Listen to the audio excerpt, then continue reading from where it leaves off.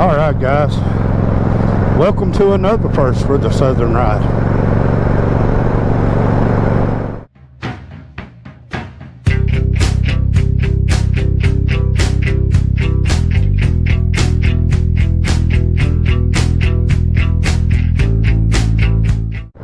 Hey guys, welcome back to T-Bone Southern Ride.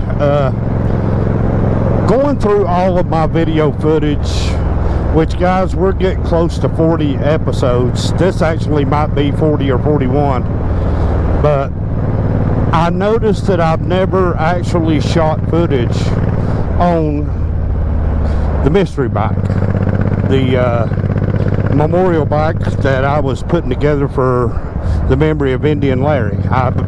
It just dawned on me I'd never actually shot footage on this bike before. So I was riding with TJ earlier, and I was using this bike here, so I thought, you know what, I'm gonna go shoot just a little bit of footage and take you guys with me on a ride. Now if you watched any of my past videos, if you watched one, I actually have had this in a couple of the videos. This bike has been in a couple, but I've never actually ridden this bike in them. And this bike, but really guys, this is one of the most dependable motorcycles sitting in my yard. Of course, it's a 2001 or 2, somewhere right in there. It's a Suzuki. Of course, it's been decked out with a bunch of Indian stuff. And I'll just call it the mystery bike. But this was the bike that I ended a video with. If you got to see the video, I said I'd like to trade this bike for a enduro style bike. But when you ride this bike, it sounds so good, it rides so easy, it rides so smooth, you start changing your mind about whether you want to get rid of it or not. It needs a little TLC. It needs a good new set of tires on it. The rear brake is there, but it's very spongy. And of course, it's got the drum brake in the rear with the shaft drive. So really, that's about the only thing that the bike needs, is just a couple of good tires and that rear brake readjusted. And I think there might actually be some adjustment on the rear brake. Of course, I wouldn't swear to that either, but this bike really doesn't get the attention that it deserves, mainly because of just the time. But I was having trouble with the Punisher today, my little 750 Honda. I think she's going to have a solenoid. But this bike right here, I've never turned the key, other than just if the battery went dead. But I've never turned the key and hit start button when this bike just wasn't ready to go and ready to get out and enjoy living. So the mystery bike it is. Guys, I tell you, this, man, this bike is so comfortable. It's an 805. Of course, I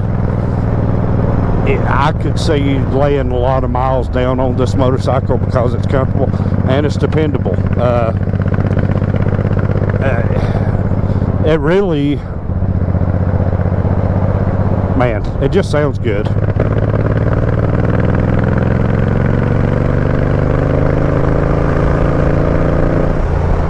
And of course, it'll move on a little bit when it needs to. Clutch needs to be adjusted just a hair, but again, that's another just small thing.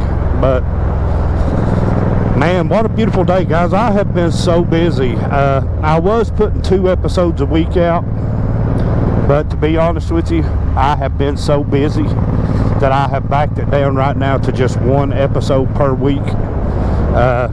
Maybe when things slow down for me a little bit and I get a little bit more time, I'll be able to actually shoot a few more episodes and get it back up to 2 episodes a week.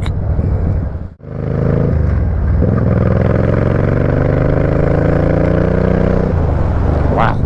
You know what, I'll be honest with you guys, I haven't been on a real ride in a little while. I think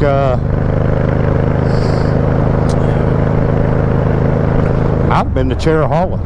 The Cherahalla might have actually been, well, no, yeah, it was either Fort Mountain or the Cherahalla. I've been on a bunch of short rides, of course, riding to work and, you know, riding local, but I haven't actually been anywhere in a while, and that just dawned on me. You know, I wish that I could make a living riding my motorcycle, but I can't do that, so there's no sense of worrying about that. Excuse me. I think it's too early for ragweed. But right here at the end of July, 1st of August, there's something blooming, and it's been bothering me for about the last 2 weeks. I'm not sure what it is. I'm not sure if it's just leftover pollen or if there's some other kind of pollen that's being put out right now, but whatever it is, it's just been driving me crazy. But yeah, I mean, I wanted you guys to get out with me and ride a little bit on the mystery bike. Of course, now I'll give you all the specs on it. It's got a light bar on the front of it with fog lights. These are 14-inch apes, which the fork's set lower, so the 14-inch apes put me about right where I want to be. Somebody a little taller than me would be even more comfortable than I am. Everything's everything. It's solo seated. I do have a back pad for it, floorboards, heel toe shifter, and it is wired for sound. So if you wanted to load up your music and listen to it while you're riding, that's cool. Me, I just use my AirPods, my earbuds. I just stick them in my ears and put my helmet on, and I don't worry about. I've tried it with the. I've got speakers on this bike, and I also got a full setup on the Midnight Express. It actually has all kinds of.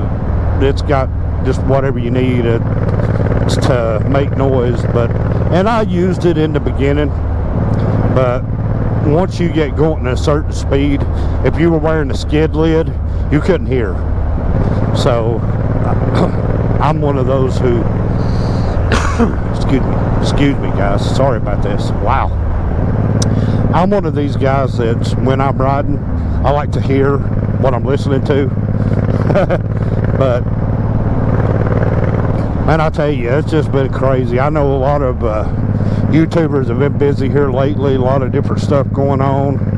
They're trying to get their rides in where they can, and man, I'll tell you, it's just and not to say nothing negative about what I'm doing here with YouTube and Facebook, because like I said, my content, Facebook is my main platform, but there are YouTubers who make their living making motorcycle content, and I tell you, right now guys, they're actually struggling because there's just not enough time to do what they need to do, because some of them are still trying to make money doing this, plus they're still trying to work a regular job and make their living.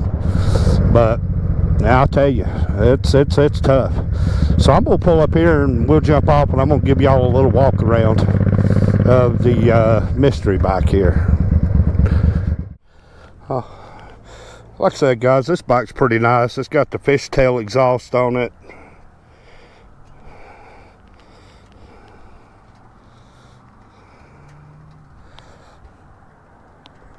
And the Indian head on the front of it does work. It does light up when you turn the lights on. Like I said, it's got fog lights on it. Crash bar, highway bar, whatever you want to call it. It's a nice bike, and it really deserves more attention than what I give it. To be honest with you, it deserves a lot more attention than what I give it. But I will see you guys back on the road. All right, guys.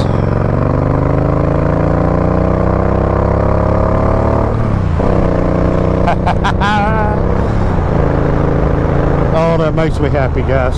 There's no other bike that sounds like this bike. This bike is very distinguishable by its exhaust, and everybody who's ever heard it have said the same thing. It sounds real good. It sounds super good, and they've never heard another bike that sounds exactly like this one. And you won't. This one's got like the fishtail exhaust. It's got the hypercharger on it that you've seen. This is a real hypercharged bike. It's not just, you know, with a filter in it for show. It's actually a hooked up souped up hypercharged motorcycle, and that all throws in exhaust. And some of these bikes, guys, man, look at this grass in the road. Y'all know how I feel about this. That's just anyway, what was I saying before I got sidetracked by an asshole? Yeah, everybody says this bike right here, there's no other bike that sounds like this bike. Everybody knows it's this bike as soon as they hear it. But yeah, on the trade-in, I mean, it's still optional.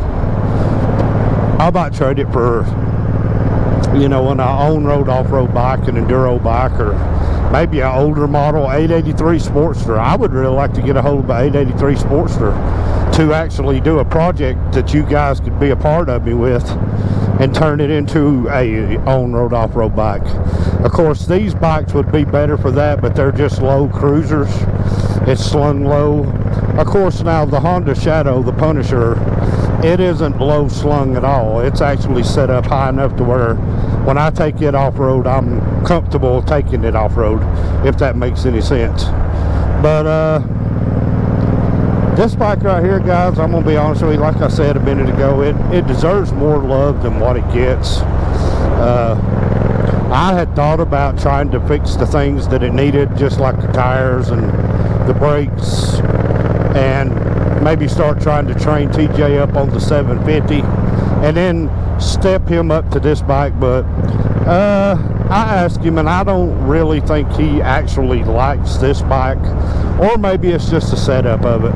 You know, ape hangers aren't for everybody, and sometimes you see a motorcycle with these on them, especially if you're a younger person, a teenager.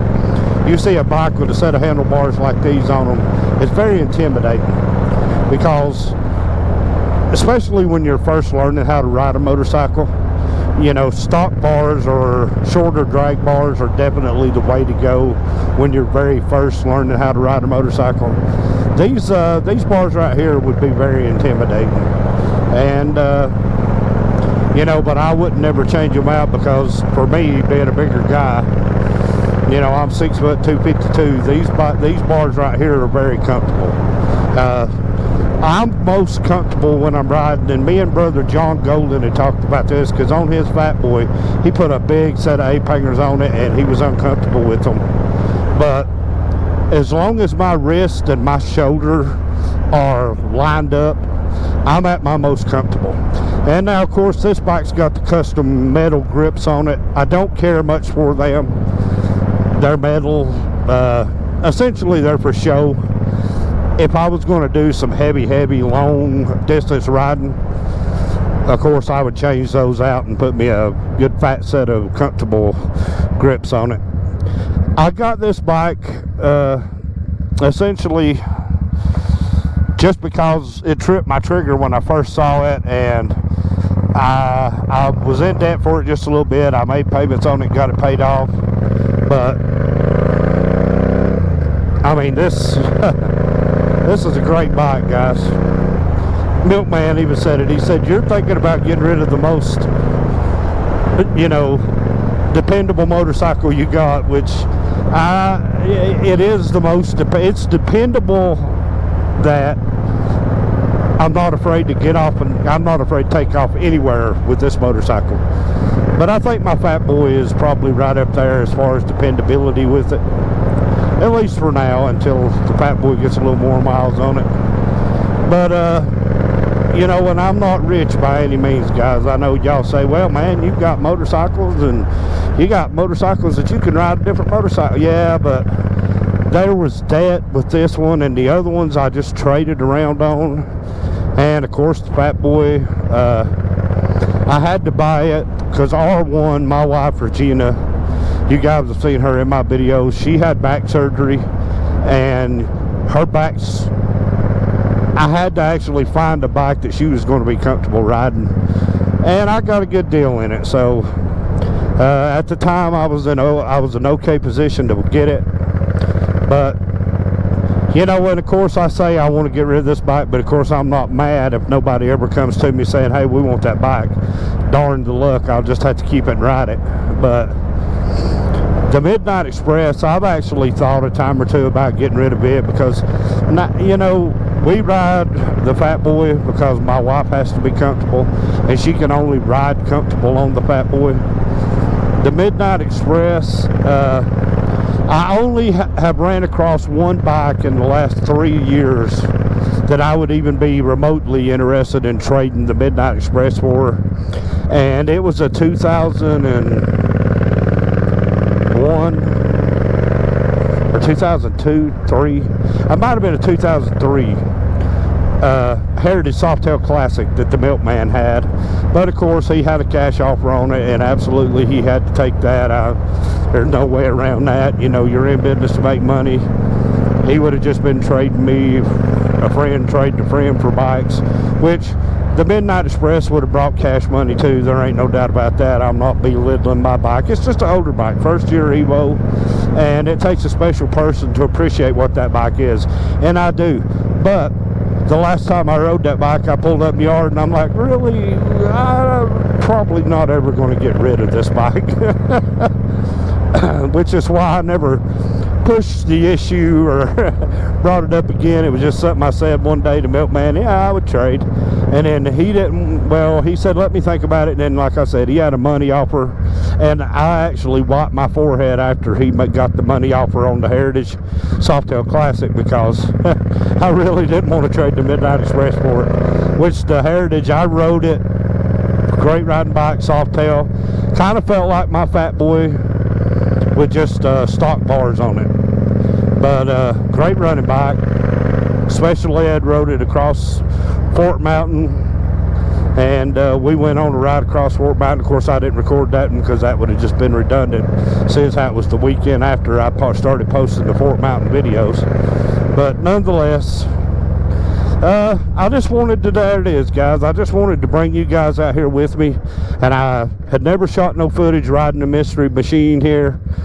The great bike though. I love this bike, guys. I just wish I had more time.